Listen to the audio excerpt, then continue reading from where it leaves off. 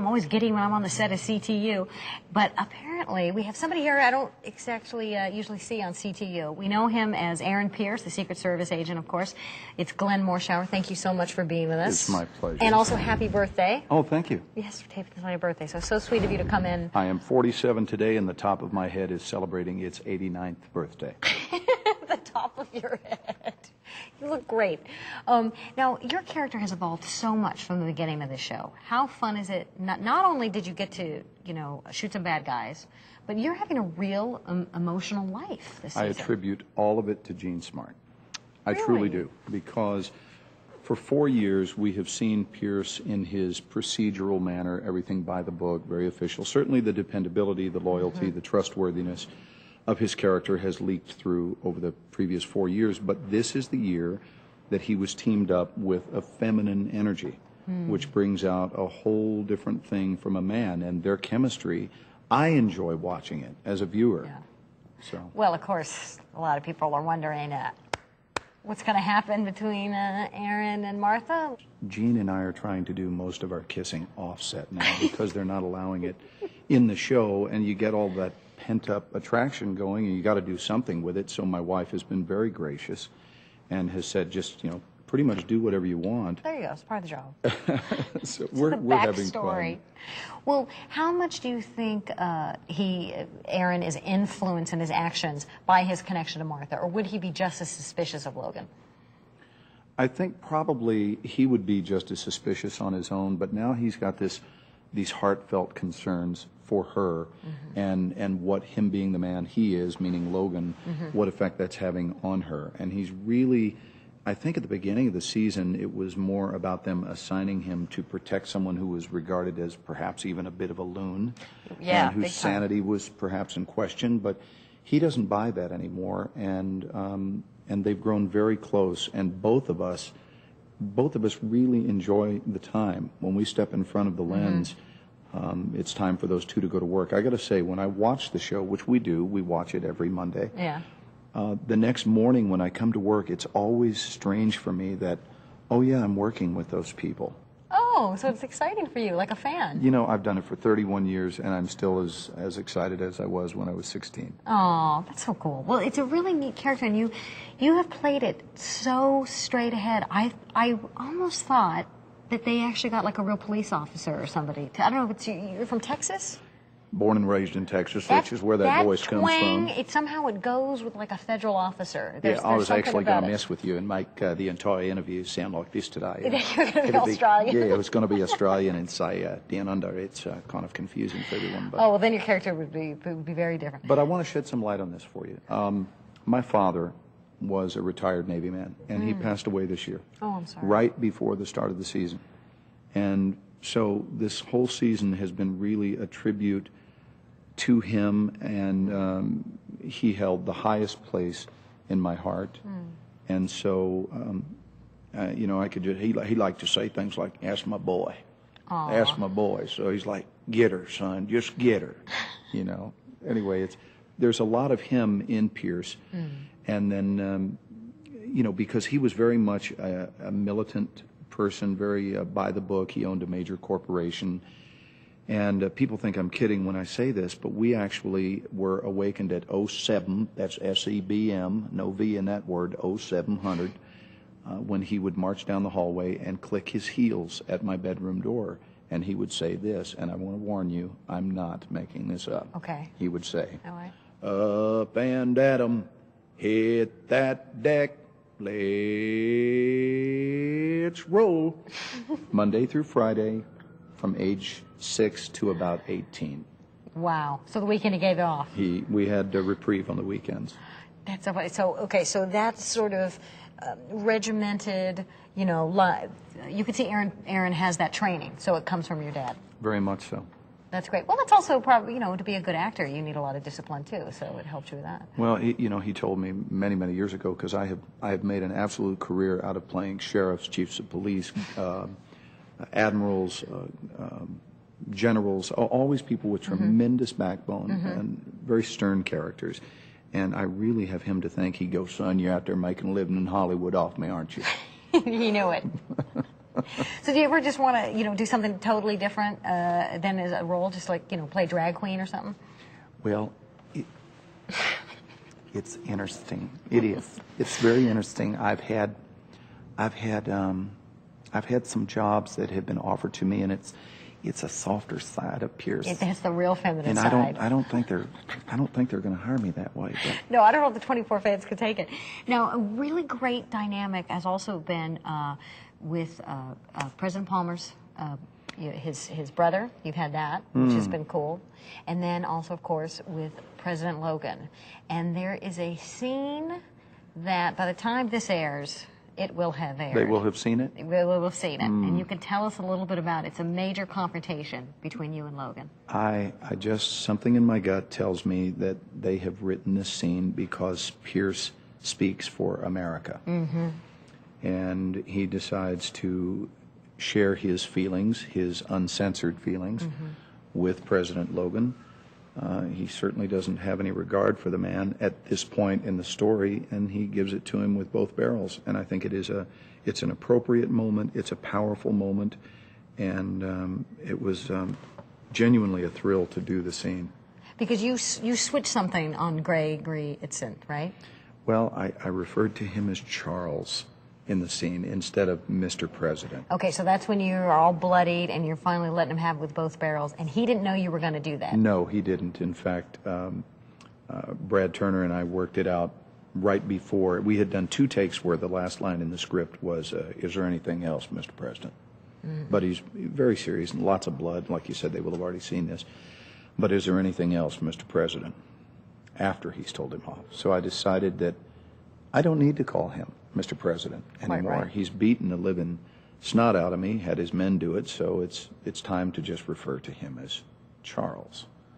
And it is like a knife through butter. Because you're like, I have no respect for you anymore. Well, how dare a Secret scene. Service guy call the president Charles? I mean, Yeah, but he's totally abdicated his authority and the moral authority at this point. And so do you think that there's going to be more life for Aaron in next season? I have no idea. I am so grateful to now be the next to the last guy standing, with the last guy being Kiefer himself. With Really? 5 years, I'm the only one left that's done all 5 years on the show. Oh my gosh, I didn't realize that. Yeah, Of course, you're right. it started this year with Because once Tony died, Dennis and Right. The Tony Almeida character, Carlos Bernard. Mm-hmm. We were the only 4. Now Jude has been there since day 1, but he skipped a season. He wasn't part of season 3. Right. So it's just the 2 of us. So at this point, it's all gravy, and I don't know what their intentions are. I love being around here. It's a great family. We have the greatest fans. I started to say the most obsessive fans, Yes. which Yes, is we also are. a great truth. Yeah. But we have so much fun. The only problem with doing a show this good, and I really mean this, is where do you go from here? It's a letdown after. I really mean it. I've done this for so long, and I wonder how do you follow this up? What's your encore from here? So I'm prepared to see Pierce turn 65 on this show. There you go. It'll be what it'll be. All right, now, what do you think has been the most exciting for you, though? Has it been the Gene Smart stuff, or has it been being able to really kick some butt with Kiefer? I have enjoyed having him flush out and become. I never thought I would be a balding middle-aged action hero, and so Why not? that's really baffling to me. And romantic lead, so to speak. And a little sexuality in there. Yeah. This is both are Hey, you're huge. 47, not dead. That's right, and both are huge surprises. I haven't had a chance to flirt with anyone on camera. Let me think for a minute. Ever. You can flirt with me, Glenn. I love flirting on camera. You think a handsome hunk? You think Secret Service But agent? that really is different. I mean, the idea that I'm going to have feelings, I'm going to look in someone's eyes. They hold a beat. The note, they hold a beat. For me, has always meant they hold a beat before he kills them. Right. But not women, and I'm in heaven. So when they came to you at the beginning, when did they tell you that you were going to have all this happening? They told me, Howard Gordon and Kiefer both at the beginning of the year said, fasten your seatbelt. It's going to be one hell of a ride. Great. This will be your best season yet. And that's all they said. Okay. So I didn't know anything about this love connection with Gene Smart. I didn't know anything. What else could Aaron do after this? What would you be? that you haven't done with him? Well, they thought about writing a scene where Aaron was run over by a tractor. No. Yeah, and what was weird is that had they done that, Aaron for the remainder of the season was going to look just like this, And which is kind of strange. He might not have that 20-foot gravitas after that. Thank you so much for being here. It's my pleasure. No, it was mine. We are in the Situation Room, and I have the set decorator, Claudio Rebar, right? Yes. Okay, now Claudio, you take on the set after Joseph Hodges has sort of finished the design. You do the details of it. How would you describe your job? It's like the interior designer versus the architect. Joseph has designed a wonderful set here and set the palette, the color, the flavor, the texture, and just created an amazing space. Claudio, I want to see more about the places you've staged. Can you show me some of them? Yes. So this is Chloe's desk, where a lot of action happens. Now, you said a lot of the little personal effects, they've been taken away. Yes, they just bring them out. We're not filming in here today, so that things get locked up. Okay, but I'm noticing like you have this like petty cash envelope, and somebody named Jim Labarge, who's he It's put in just for paperwork. pizza and gas, and so is this the kind of stuff that you would do? If they were going to focus on it, then the prop man would, have provided. But if it's just paperwork, generic stuff, I put it in, and along with the light fixtures, everything that's on the desk, really. There's even a little background on terrorism. So just in case she needs to remind herself what she's working on. So did you go out, you go to the stores or yourself and buy them? Basically, some of the things we try to, a lot of the things we just purchase, the lamps and everything, again, it keeps the color scheme of the blue that's been established in the metal and the gray and that. And carrying forth with the chair again, the blue chair, the scale chair. And I tried to carry that through with the palette of the blue notebooks, the gray notebooks, and the metal baskets and things like that. And shopping for so many desks, it's kind of like we just go with a truck and load up because you often clean out entire stores. Did the store ever get excited if you say, yeah, I'm buying this for 24? They do. Now they really do. In the beginning, when we first started doing CTU, they really didn't know who we were. Right. Now, if you mention the name 24, they just love it. They're so excited. They feel like they've participated in some way. They're really excited about it. Now, the computer screen, and you have somebody who's dedicated to keeping different stuff on the computer Yes, screen? there's a video department here, Mark Markham, and he provides what's on the screens and synchronizes everything. So does it change throughout the show? Because right now I see it looks like what is a video surveillance, or is that sort of It something does generic change. It's on sort it? of what they call wallpaper. It's different images that kind of play again, but constantly change. And then when there's something specific that goes on the big screens, then he also, they design that. Joseph Hodges works with them, and they design that and put it on the big screen. What's another area that you've been? So this is an area here where other workers go. Edward used to sit at that desk over there. Edgar, right? Edgar, yes. Yeah. And so that's just sort of like the bullpen area. Right. They change out a lot. They get Yeah. arrested or killed or whatever, quite a bit. And then where's Buchanan's office from here? Buchanan's is upstairs, which is Right. a lovely office, and it's been a revolving door. Right. So it doesn't. There's not too many personal touches. There aren't. It's beautifully furnished, but it's not a lot of personal things because people seem to last an hour and be gone the next hour. So. Problem with being the big guy. And they do a lot in the Situation Room where we were. Right. When they're kicked out of there, they tend to regroup. So this isn't something people usually say on 24, but can you take me to the interrogation room? Yes, let's go. Oh my God, I'm in the interrogation room. Is Agent Burke around? They don't tell you exactly what the medical interrogation is. You just know it's bad. It's terrifying, yes. So do you actually place the syringe and the bottles and all that? No, that would actually be props. What I bring in is what's the appropriate furniture to support that, whether it's a chair someone's strapped to, or if it's desks, if they're just doing a normal interrogation with desks and table and chairs. But this room, it's so cold, it is so beautifully designed, but the walls will go out and it will become interrogation room number 2. It constantly is in Oh, so if there's one interrogation room, you just move the walls around and make it a different one? There's 4 interrogation rooms, and so they're constantly changing, and we redress completely, so it's like a new set 4 different times. And are these walls really concrete? They look concrete. I'm not sure what the material is, but they're heavy, and it takes several people to move them. So Yeah. cement, concrete on the framework. What's been a challenge with this room being a Well, set basically finding furniture that looks different for each of the new different versions of it, and that it's cold and it's steel and it's just sort of really uncomfortable looking furniture. And this is where they interrogated Audrey as well. And, Yeah, that was rough. This is like the dungeon. This is so the cold colors. Again, it's keeping the palette that Joseph designed, the blues, the concrete, and it's just it's a really cold atmosphere. Yeah, I mean, some sets feel very different from when you see them on camera to when you're actually in them, and this one pretty much feels the way it looks on camera. Yeah. Which probably helps the actors a lot, too. Because it is frightening in here. Yeah, yeah. Let's get out of here. Claudia, now, what is this? This is futuristic, where you get your staples out of a piece of paper and report. So where did you buy this stuff? This was actually from IKEA. Isn't that great? IKEA is outfitting CTU. That's fantastic. Now, the phone plays a huge part in 24. So is this a real phone? Could you really dial up like pizza delivery or? A number of the phones, I don't know if they're all hooked up, but all the key phones are hooked up, and they go through a whole computer system so the actors can speak to each other through the phone. Oh, that's great. So they can give each other their lines and Yes. stuff. Okay, I just have to do this just once. Jack, I can't change the satellites. Something about protocols. There's always something about protocols, right? Always, always. All right. Thank you, Claudia. You're Thanks welcome. for joining us. So a lot of computers play a big part in 24. Who's the power behind that? Well, it's Mark Markham. He's the video and computer supervisor. Okay, so you're supervising all of these. We've got computers on the run. We've got computers in CTU. We've got computers at President Logan's retreat. How do you decide what goes on them? Well, it's a multi-phased sort of process.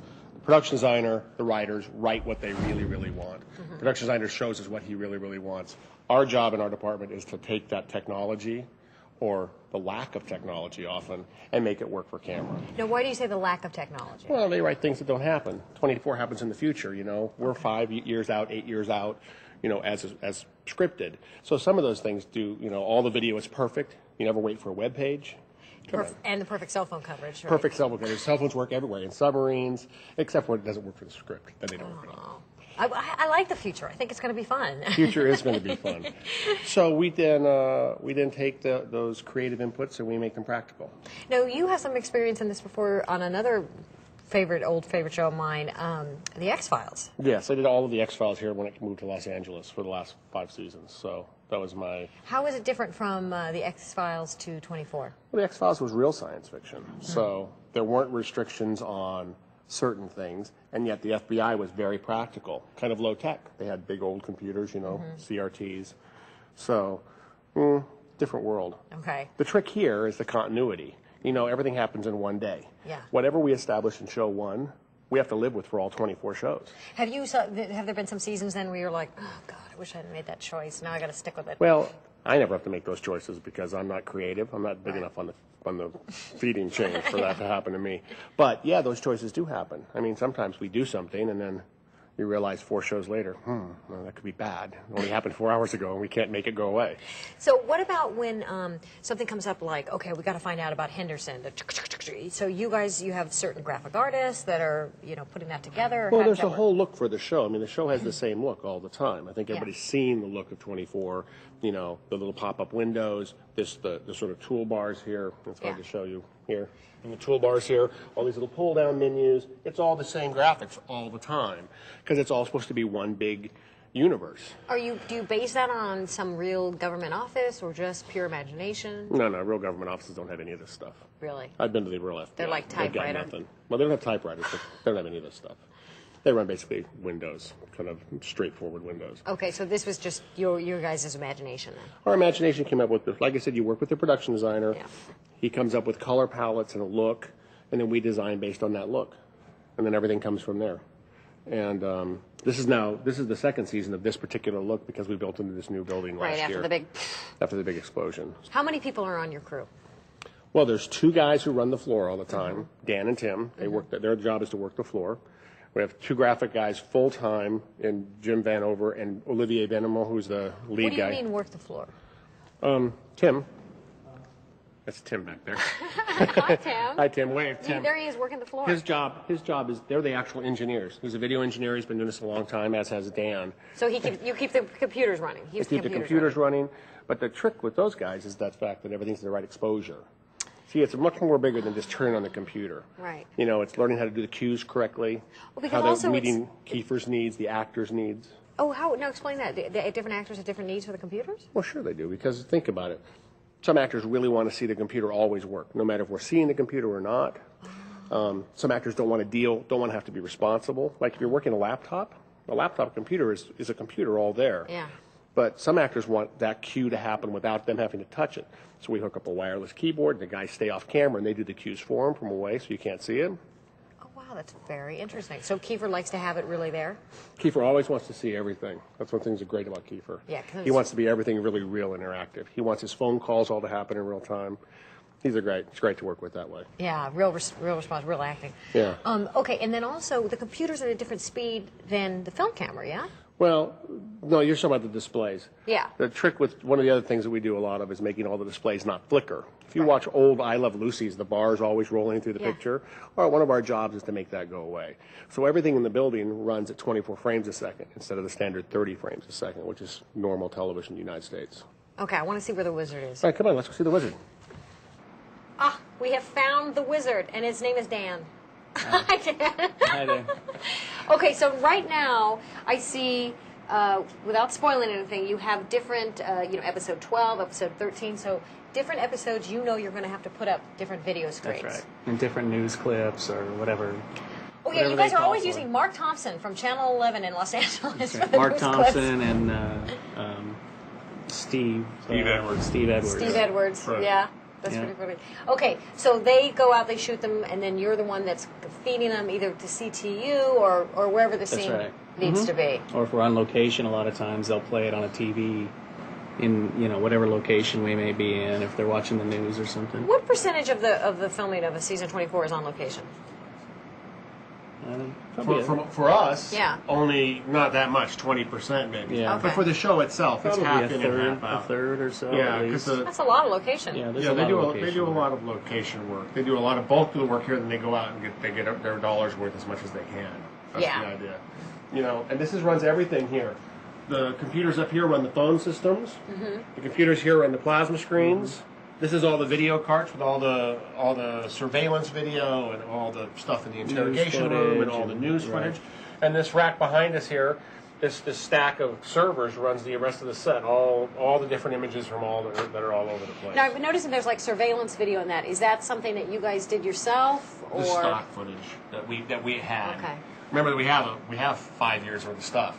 Oh yeah, so you can reuse it. So sometimes, in like say this season, we're actually seeing something that happened in like season 2. No, only in these little thumbnails. These little Right. tiny thumbnails. They just make more. It's just more interesting to have real images there as opposed to fake stuff. Everything scripted is shot through the script. Everything new for the season. Their camera department carries 2 video cameras all the time, and they shoot video B-roll for us everywhere they go. No kidding. Okay, All so the it's like time. you get 2 for the price of 1. There's always a video camera with the video thing, and then we have the little dome camera that works in the surveillance room, so that's all cool. What's the most challenging thing, Dan, in doing your job? Oh, probably, we shoot 2 episodes at once, so just staying on top of everything for both episodes, and probably these days our different aspect ratios of widescreen and 4:3 screens, and we have plasmas and computer screens that are 16:9, and so it's really just what plays in what screen and what aspect ratio. And So it's all got to sync up. What Yeah. Dan's being modest. What Dan's hardest job is besides the technology, is that because we shoot the shows all the time on top of Yeah. each other, one show on top of another show on top of another show. One of Dan's jobs is to make sure that things stay in order continuity wise. That's awesome. There was a Yeah. point in the middle of the season when we were shooting 4 and 5 episodes at the same time. Oh my goodness. And you'd have to be careful if you were going back to an older episode to make sure that all the screens matched what was already there. Right. And Dan has logs. He keeps logs rolled out. He reads the sides every morning. It's a challenging job on the floor. Yeah, so would you sometimes be like, no, that's not the screen that's going on right now. yeah, we try and keep up on it as much as we can so that they don't have to. Yeah. But there's times we'll have to go to post and look at the dailies and go, oh, this is what we had up on these screens for that. If we go back 4 episodes or something, which we do quite often. Well, for a show that's so technology driven, tech guys like you are obviously very important. So thanks for talking to us. You're Thank you very welcome. much. Thank You're you. welcome. Well, this was our last 24 Inside of the season. Thank you so much for watching. I hope it was fun for you. It was really fun for me to be on the set. I'm Daphne Brogdon.